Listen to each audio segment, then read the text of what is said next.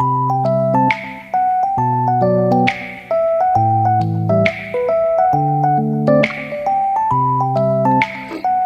सिया राम। मैं ईशु हरवानी हनुमान गट्टा हूँ राजस्थान से। रोज आपको गंगा दर्शन लाइव दिखाता हूँ, पंचांग सुनाता हूँ, तत्पश्चात स्कंद रामायण का पाठ सुनाता हूँ। मेरे लिए वेद ही परम प्रमाण है। काल भीति के ऐसा कहने पर आगंतुक मनुष्य हंसने लगा। उसने दाहिने अंगूठे से भूमि को कुरेदते हुए एक बहुत बड़ा एवं उत्तम खड्डा तैयार कर दिया। फिर उसी में वह सारा जल लुढ़का दिया। इससे उससे वह गड्ढा भर गया। फिर भी जल शेष रह गया। तब उसने पैर से ही कुरेद कर एक तालाब बना दिया और शेष बचे हुए जल से उसको भर दिया। अब परम अद्भुत कार्य देखकर भी ब्राह्मण देवता को कोई आश्चर्य नहीं हुआ, क्योंकि भूत प्रेत आदि की उपासना करने वाले लोगों में अनेक प्रकार की विचित्र बातें होती हैं। उस विचित्रता के चक्कर में आकर अपने सनातन वैदिक मार्ग का परित्याग कभी नहीं करना चाहिए। आगंतुक मनुष्य बोला, ब्राह्मण देव, आप हैं तो बड़े भारी मूर्ख, परंतु बातें पंडितों जैसी करते हैं। क्या आपने प्राण वेता विद्वानों के मुख से कहा हुआ ये श्लोक नहीं सुना? भारत कुआ दूसरे पर घड़ा, भारत कुआ दूसरे का, घड़ा दूसरे का और रस्सी दूसरे की। एक पानी पिलाता है और एक पीता है, वह सब समान फल के भागी होते हैं। ऐसा ही मेरा भी जल है और तुम धर्म के ज्ञाता हो, फिर क्यों इसे नहीं पियोगे? नारद जी कहते हैं, अर्जुन, तदंतर काल भीति ने उक्त श्लोक के विषय में अनेक प्रकार के विचार किया, किंतु किसी प्रकार सब लोग समान फल के भागी होते हैं इसका निश्चय न कर सके। फिर घट आदि साधनों द्वारा जो समान फल भागी होने की बात कही गई थी, उस पर विशेष विचार किया और इस निश्चय पर पहुंचे कि यदि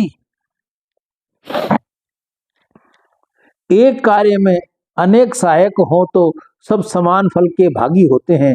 जैसा एक नौका निर्माण करने में यदि अनेक पुरुषों ने धन लगाया हो तो उन सब का उसमें समान भाग होता है, इसी प्रकार कर्ता को प्राप्त होने वाला सब फल सहकारियों में वह बांटकर समान हो जाता है। इस प्रकार पुनः पुनः विचार करके काल भीति ने उस मनुष्य से कहा, भद्र पुरुष, आपका ये कहना ठीक है। कूप और तालाब के जल ग्रहण करने में दोष नहीं है, तथापि आपने तो अपने घड़े से जल से ही इस गड्ढे को भरा है। यह बात प्रत्यक्ष देखकर करके फिर भी मेरे जैसा मनुष्य कैसे इस जल को पी सकता है? अतः यह अच्छा हो या बुरा, मैं किसी प्रकार से भी इसे नहीं पीऊंगा। काल भीति के इस प्रकार दृढ़ निश्चय कर लेने पर वह पुरुष हंसकर क्षण भर में ही वहां से अंतर्ध्यान हो गया। इससे काल भीति को बड़ा विस्मय हुआ। ये बार बार सोचने लगा कि ये क्या वृत्तांत है। इतने ही में उस वल वृक्ष के नीचे पृथ्वी से सहमा एक परम सुंदर शिवलिंग प्रकट हो गया, जो संपूर्ण दिशाओं को प्रकाशित कर रहा था। इंद्र ने उसके भीतर परिजात के फूलों की वर्षा की और देवता तथा मुनि नाना प्रकार के स्तोत्रों द्वारा स्तुति करने लगे। तब काल भीति ने प्रणाम करके प्रसन्नता पूर्वक ये स्तुति प्रारंभ की। जो पाप के काल, संसार रूपी पंख के काल, काल के काल तथा काल मारक के भी काल हैं, जिसके कंठ में काला चिन्ह सुशोभित होता है, तथा जो संसार के काल रूप है, उन भगवान महाकाल की शरण लेता हूँ। श्रुति आपको संपूर्ण विद्याओं का ईश्वर बताकर स्तुति करती है। आप समस्त भूतों के ईश्वर तथा प्रपितामह है। ऐसी महिमा वाले आप महेश्वर को नमस्कार है। वेद जिसकी स्तुति करता है, उस तत्पुरुष नाम वाले को हम आपको हम जानते हैं और आपका ही चिंतन करते हैं। देवश्य आप हमें शरण दीजिए, आपको बारंबार नमस्कार है। अर्जुन काल भीति के इस प्रकार स्तुति करने पर महादेव जी ने उस लिंग से निकलकर प्रत्यक्ष दर्शन दिया और अपने तेज से त्रिलोकी की प्रकाशित करते हुए कहा, ब्राह्मण, तुमने ये महातीर्थ में रहकर मेरी जो अतिशय आराधना की है उससे मैं बहुत संतुष्ट हूँ। वत्स, काल तुम्हारे ऊपर किसी प्रकार का कोई शासन नहीं कर सकता। मैं ही तुम्हारी धर्मनिष्ठा देखने के लिए मनुष्य के रूप में यहाँ प्रकट हुआ था। यह धर्म मार्ग धन्य है जिसका तुम्हारे जैसे धर्मज्ञों द्वारा पालन होता है। मैंने यह गड्ढा और तालाब सब तीर्थ के जल से ही भरा है। यह परम पवित्र जल है और तुम्हारे लिए मैंने इसका संग्रह किया है। तुमने जो मेरी स्तुति की है उसमें वेदांत मंत्रों का रहस्य भरा हुआ है। तुम मुझसे कोई मनोवांछित वर मांगो, तुम्हारे लिए कुछ भी अदेय नहीं है। काल भीति ने कहा, भगवान शंकर, यदि आप मुझ पर संतुष्ट हैं तो मैं धन्य हूँ। मुझ पर आपका महान अनुग्रह है। आपके संतोष से ही सब धर्म सफल होते हैं, अन्यथा वे केवल श्रम देने वाले ही माने गए हैं। प्रभु, यदि आप संतुष्ट हैं तो सदा यहाँ निवास करें।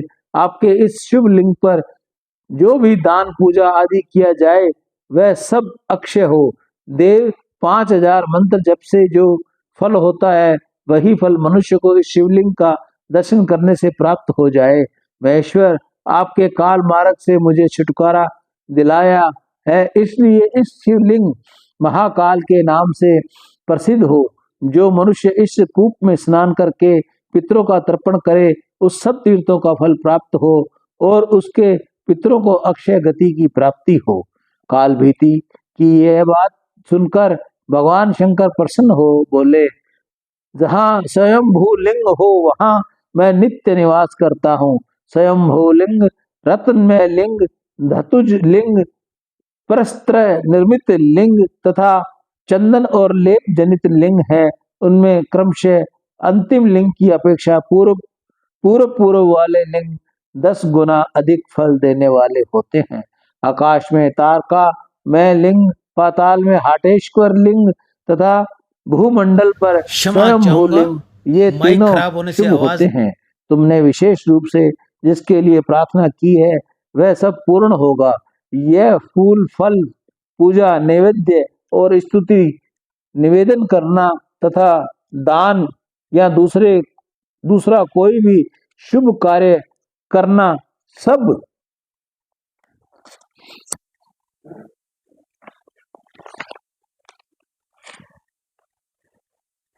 अक्षय होगा।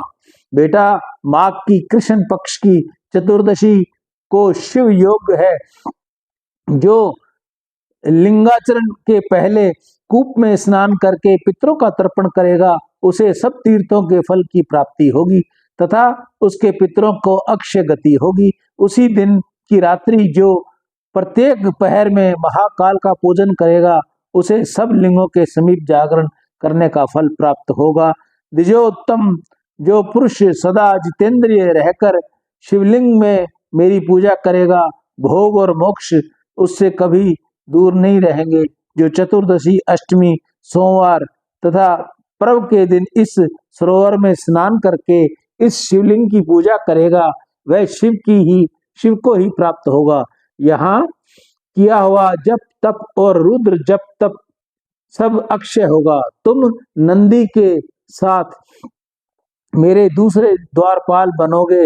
वत्स, कल मार्ग पर विजय पाने के लिए तुम चिरकाल तक महाकाल के नाम से प्रसिद्ध होगे।